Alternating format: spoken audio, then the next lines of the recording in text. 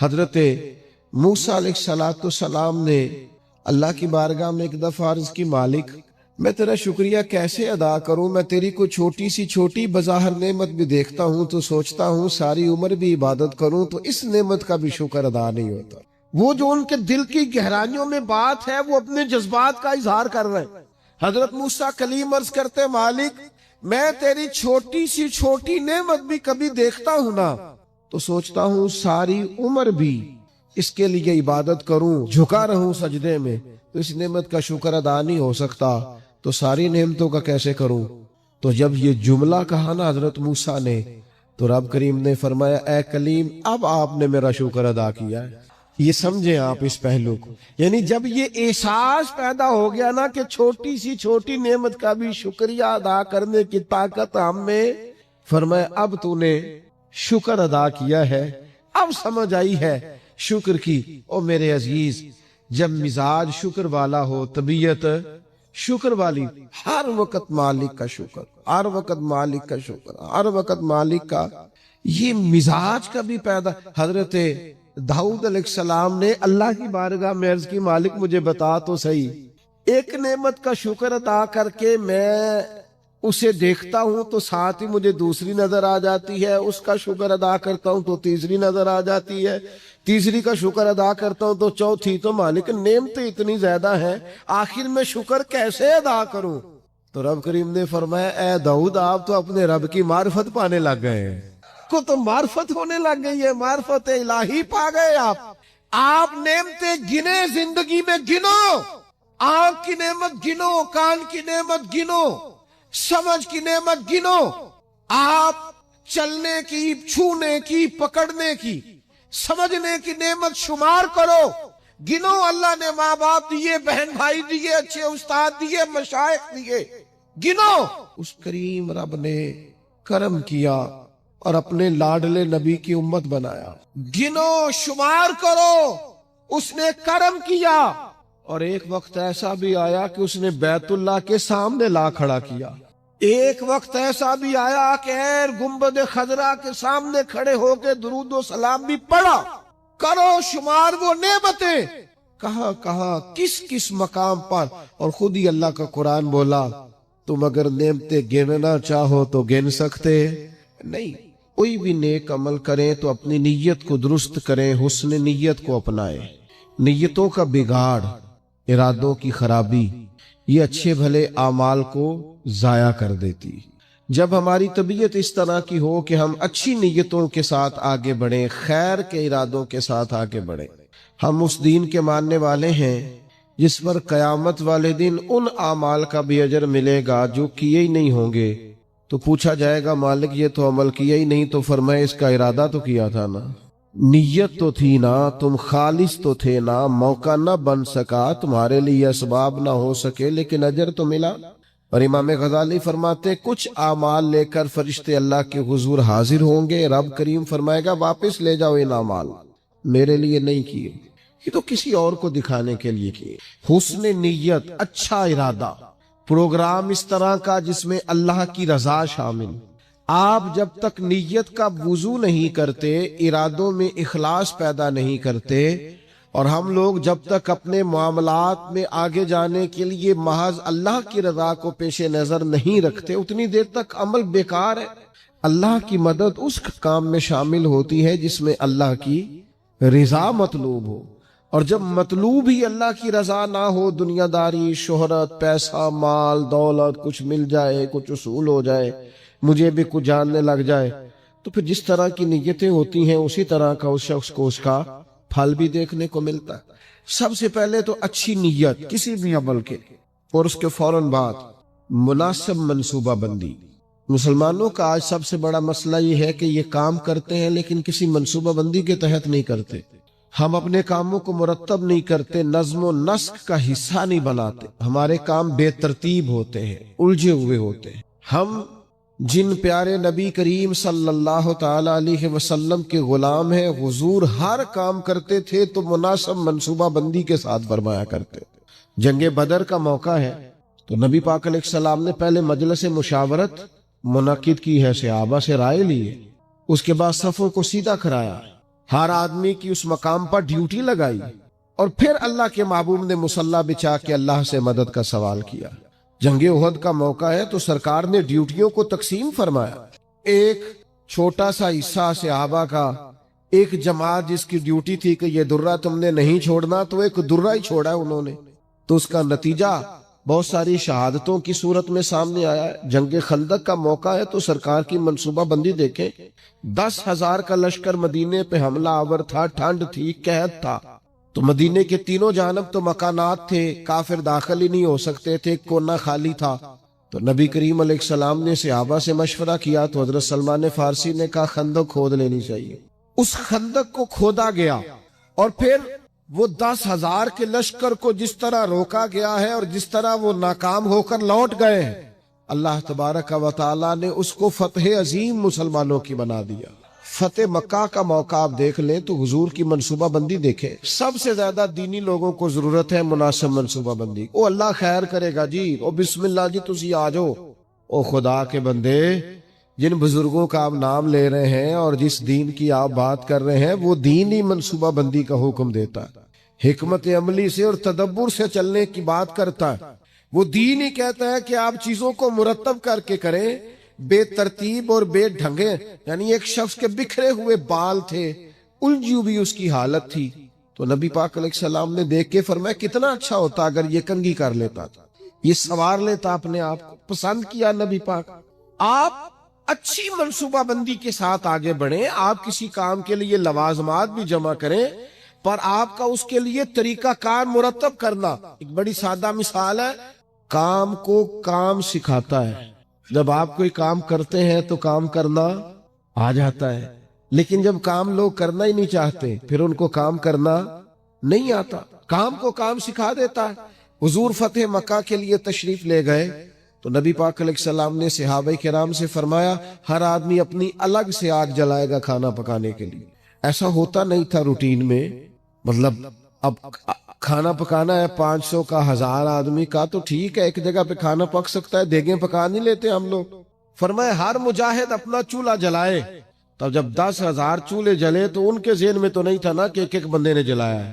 وہ جب چڑھے پہاڑیوں پر کفار مکہ اور انہوں نے منظر دیکھا تو انہوں نے کہا یہ تو کوئی لاکھوں لوگ آ گئے، یہ تو بڑا عجیب صورتحال ہے۔ ان پر تو روب طاری ہو گیا، اور وہ جو تھوڑا بہت مزاحمت کرنا چاہتے تھے جناب ابو سفیان نے واپس آ کے کہا سی بھی نہ کرنا، کیونکہ جتنا بڑا وہ لشکر ہے۔ جناب عباس سے کہنے لگے، حضرت ابو سفیان ابھی مسلمان نہیں ہوئے تھے، کہنے لگے دیکھیے آپ کے بھتیجے کس شان و شوکت سے مکے میں داخل ہوئے۔ اسلام کسی کو دقت نہیں دیتا، لیکن نبی پاک علیہ السلام نے فرمایا فتح مکہ کے موقع پر کہ تنگ گلیوں سے داخل ہونا ہے ہم نے مکے میں، کشادہ گلیاں موجود ہیں، کیوں تنگ گلیوں سے داخل ہونا ہے؟ جب تنگ گلیوں سے لشکر گزرتا تھا تو گھوڑا گزرا، دوسرا گزرا، تیسرا گزرا، یہ تو گھنٹوں پتہ نہیں کتنا کوئی لمبا لشکر ہے، ان کو سمجھ ہی نہیں آ رہی تھی۔ آپ مناسب منصوبہ بندی کریں، آپ کا انداز خوبصورت ہو، آپ بہترین طرز کے ساتھ کام کریں، پھر آپ کو اندازہ ہوگا کام کیسے کرنا ہے۔ ہمیں نہ لوگ کام نہیں کرنے دیتے، لوگ پتہ کیا کہتے ہیں، او بسم اللہ پڑھو جی اللہ خیر کرے گا، او بھائی اللہ تو خیر کرے گا، پر رب کریم نے بھی تو اصول دیے ہیں نا، سارے جانوروں کی قربانی نہیں ہوتی، جانور بھی مخصوص ہوگا، اس کی عمر بھی مخصوص ہوگی، وقت بھی مخصوص ہوگا، ایام بھی مخصوص ہوں گے، طریقہ کار ہوگا۔ آپ بے ترتیب جب کام کرتے ہیں تو اس میں الجھاؤ پیدا ہوتا ہے۔ مناسب منصوبہ بندی، ایک اچھی ترتیب، ایک منظم۔ میں شروع میں جب ہم نے محفلوں کا آغاز کیا تو میں نے دعا کا ٹائم لکھنا شروع کیا، اتنے بجے دعا ہو جائے گی، تو لوگ مجھے کہنے لگے آپ عجیب آدمی ہیں، اتنے بجے دعا ہو جائے گی، یہ کیسے ہو سکتا ہے، لوگ تو آتے ہی نہیں۔ صرف 2 دفعہ ایسا ہوا ہے، زیادہ نہیں، کہ دعا کے بعد لوگ آئے اور انہوں نے کہا محفل ختم بھی ہو گئی۔ 2 دفعہ پھر ان کو پتہ چل گیا کہ یہ واقعی ختم کر دیتے، پھر ٹائم پہ آنے لگ گئے۔ کوئی لمبی محنت نہیں کرنی پڑی، کوئی ہمیں زیادہ نہیں وہ کرنا، کچھ بھی نہیں، کوئی ہمیں زیادہ اس میں دشواری نہیں ہوئی۔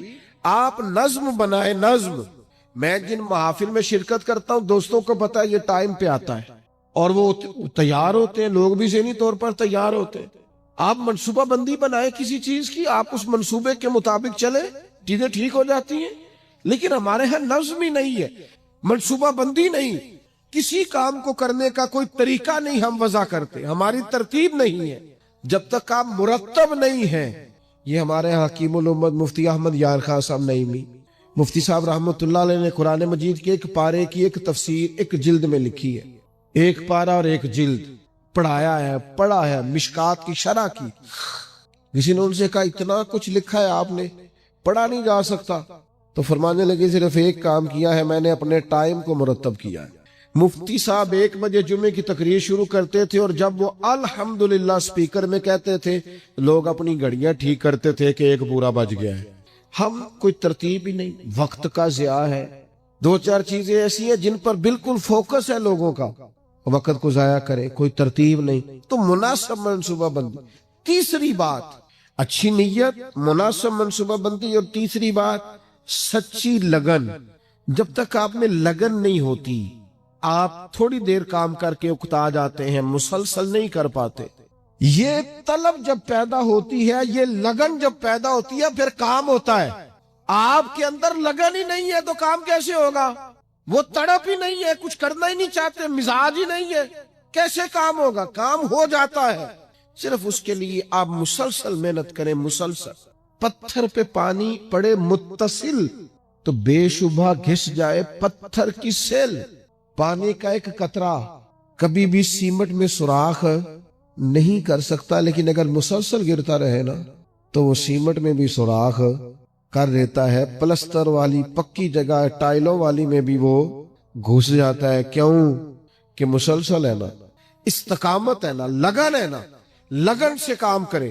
وہ بہت سارے دوست آ کے مجھ سے کہتے ہیں میں بڑے ہی کام کیتے نے کوئی کامیاب نہیں ہویا۔ میں کہو بڑے چھڑ دے تو ایک ہی کار، انہوں 4 دن چاج نال کار ٹھیک ہو جائے گا۔ تو بڑے کرنے کے چکر میں کوئی بھی نہیں ہوتا۔ ایک کریں، لگن سے کریں، محنت سے کریں، جد و جہد سے کریں، اپنی ساری صلاحیتیں لگا دیں، آپ اس کے اندر پورے طور پر لگ جائیں، آپ مضبوط ہو جائیں گے، آپ کے اندر توانائی آ جائے گی۔ تو ایک تو اچھی نیت، مناسب منصوبہ بندی، اور پھر اس کے بعد لگن، اور پھر چوتھی بات کہ آپ اس کام کو جب آپ نے کر لیا، وہ پایا تکمیل تک پہنچ گیا، اب آپ نے کہنا ہے میں نے نہیں کیا، یہ میرے رب کریم نے کیا ہے۔ اب آپ کی طبیعت کا شکر، آپ کے مزاج کا ٹھہراؤ، اب آپ کے اندر کی عاجزی، یعنی نبی پاک علیہ السلام 10,000 کا لشکر لے کر مدینہ طیبہ میں داخل تو ہو گئے، لیکن حال یہ ہے کہ سرکار نے کالا امامہ باندھا ہوا ہے، اونٹنی پر سوار ہے، اور حضور نے یوں گردن جھکائی ہوئی ہے کہ کئی دفعہ اونٹنی کی گردن سے بھی سرکار کی گردن نیچے دکھائی دیتی ہے بظاہر۔ کیوں؟ کہ سرکار نے اپنا سارا اپنے رب کی بارگاہ میں جھکا دیا کہ جو کچھ ہے مالک کا ہے۔ نیت بھی آپ کی ٹھیک تھی، منصوبہ بندی بھی آپ نے کی، اور پھر اس پر لگن بھی آپ کی تھی، پر جو نتیجہ نکلے گا اس میں آپ شکر اللہ کا ادا کریں گے۔ اور جب تک آپ اللہ کا شکر ادا نہیں کریں گے، اتنی دیر تک محسوس نہیں ہوگا کہ آپ کی توجہ اللہ کی جانب ہے۔ قرآن مجید نے کہا لَئِن شَكَرْتُمْ لَأَزِيدَنَّكُمْ، اگر کرو گے نہ شکر تو میں نعمتوں میں اضافہ کر دوں گا۔ وَلَئِن كَفَرْتُمْ إِنَّ عَذَابِي لَشَدِيدٌ، اور اگر کفران نعمت کرو گے تو پھر میرا عذاب بھی بڑا سخت ہے۔ شکر کا مزاج ہو۔ حضور علیہ السلام نے فرمایا قیامت والے دن کہا جائے گا وہ حمد کرنے والے کہاں ہیں؟ تو کہا 70,000 بندہ کھڑا ہوگا تو رب فرمائے گا ان سے حساب نہیں لینا، انہیں بغیر حساب کتاب جنت میں بھیجنا۔ مالک یہ حمد کرنے والے کون ہیں؟ فرمایا یہ وہ ہیں جو ہر حال میں اپنے رب کا شکر ہی ادا کرتے۔ طبیعت پھر شکر والی ہو، مزاج اپنے رب کے حضور جھکنے والا ہو، یعنی نعمت ملنے پر یہ خیال نہ ہو کہ جناب یہ میری محنت کا نتیجہ ہے، آخر میں انسان کہے یہ میرے رب نے فضل کیا ہے اور مجھے عطا فرمایا ہے۔ حضرت نعمان بن بشیر رضی اللہ تعالیٰ عنہ بیان کرتے ہیں کہ نبی پاک علیہ السلام نے فرمایا نعمت کا اظہار کرنا شکر ہے، اور نعمت کو بیان نہ کرنا یہ ناشکری ہے۔ آج آپ دیکھ لیں، غریب تو بتاتا ہے میں غریب ہوں، کبھی امیر نے بھی بتایا میرے پاس کتنے پیسے ہیں۔ حالات خراب ہونے پر تو لوگ اظہار کرتے ہیں، صحیح ہونے پر بھی کرتے ہیں۔ ہماری طبیعت کا تقاضا ہی نہیں ہے، بیان نعمت ہے ہی نہیں، بلکہ قرآن مجید نے یہ شکوہ کیا ہے کہ جب انسان کو تکلیف پہنچتی ہے تو رب کو یاد کرتا ہے، اور جب آسانی ہو جاتی ہے تو سب سے پہلے مالک کو بھولتا ہے۔ اللہ کی بارگاہ کا شکر، او گن تو صحیح یار کبھی نعمتیں خدا کی کتنی زیادہ، ہر وقت تیری طبیعت جھکی رہے گی اپنے مالک کی بارگاہ۔ اور پھر یہ جو شکریہ ہے نا، یہ فطرت ہے، فطرت۔ جب آپ شکر گزار ہوتے ہیں تو اس کا مطلب ہے آپ فطرتاً ایک خوبصورت انسان ہے۔ آپ نے کبھی جانور دیکھا ہے وہ بھی شکر ادا کرتا ہے؟ کاٹنے والا جانور بھی ہو تو وہ اپنے مالک کو نہیں کاٹتا، کیوں کہ وہ کہتا ہے یہ مجھے چارہ کھلاتا ہے، یہ مجھے پانی پلاتا ہے، یہ دھوپ چھاؤں میں میرا خیال رکھتا ہے۔ یعنی آپ کا پالتو جانور کاٹنے والا بھی ہو اور آپ اس کا زخم بھی صاف کر رہے ہو تو وہ آپ کو کاٹتا، یعنی جانور بھی کہتا ہے کہ یہ میرا محسن ہے اور وہ محسن کا شکریہ ادا کرتا ہے۔ شکریہ ادا کرنا تو فطرت ہے۔ نبی پاک علیہ السلام نے فرمایا جس نے لوگوں کا شکریہ ادا نہیں کیا اس نے اللہ کا بھی کوئی نہیں کرنا۔ مزاج تشکر والا رکھنا، یعنی قرآن مجید نے کہا، رب فرماتا ہے میرا بھی شکر ادا کرو اور اپنے والدین کا بھی شکریہ ادا کرو۔ جو دعا سکھائی ہے وہ دعا بھی شکریہ والی ہے۔ وَقُلْ رَبِّ ارْحَمْهُمَا کَمَا رَبَّيَانِي صَغِيرًا، یا اللہ ان دونوں پہ رحم فرما، جب میں چھوٹا تھا تو انہوں نے میری پرورش کی تھی۔ یعنی یہ دعا بھی شکر کے طور پر ہے کہ مالک انہوں نے مہربانی بڑی کی ہے۔ شکر فطرت ہے۔ اگر آپ شکر گزار نہیں ہیں، مزاج آپ کا شکریہ والا نہیں ہے، یہاں نا بڑا مشکل آگے ہو گیا ہے لوگوں کے۔ تشکر نہیں، طبیعت ہو، وفاداری نہیں، مزاج نہیں۔ میرے بھائی شکر کی طبیعت، شکر کا مزاج، آپ مزاج شکر والا پیدا کریں، طبیعت شکر والی۔ میں نے زندگی میں صرف ایک ہی چیز محسوس کی ہے کہ یار جتنی نعمتیں ہم ان کا شکر ادا کرنے کی طاقت ہی نہیں رکھتے۔ مزید کا سوال تو تب کرے نا کس منہ سے مزید مانگے، جو ہے ان کا شکر ہی نہیں ادا ہو پا رہا، شکریہ ہی نہیں ادا کر پاتے۔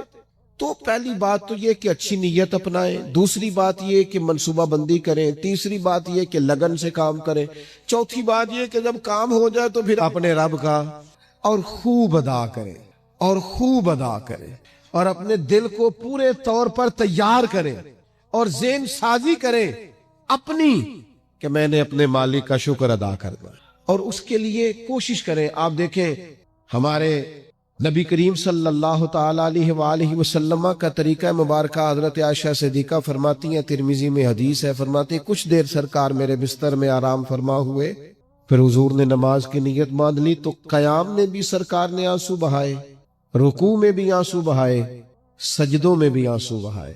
تکمیل نماز پر میں نے عرض کی یا رسول اللہ، اللہ آپ کے صدقے اگلے پچھلوں کو معاف کرے، اتنا زیادہ آنسو بہانا؟ تو فرمایا افلا اکون عبدا شکورا، میں رب کا شکر گزار بندہ نہ بنوں؟